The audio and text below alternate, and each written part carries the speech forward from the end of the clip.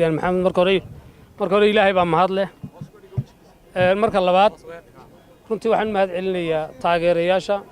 mas'uuliyiinta saxaafadda madaxa bannaan ka soo qayb gashay soo dhaweynta wafdigan uu hogaaminayay gudoomiye ku-xigeenka kooxda xisbigu muddo 4 asbuuc baan joognay waddanka UK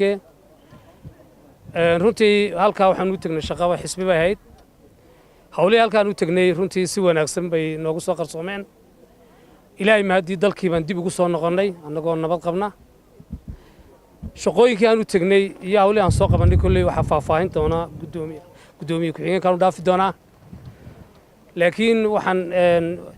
markaanu halkaa tagnay ku soo aragnay dad reer Somaliland ee halkaa jooga runtii waa dad u heelan waxqabadka dalkooga si wax ugu qaban lahaayeen dadaal badanna runtii ugu jira dadku sida halkan bay asxaab la kala yahay oo xisbiyada wala kala taageersan yahay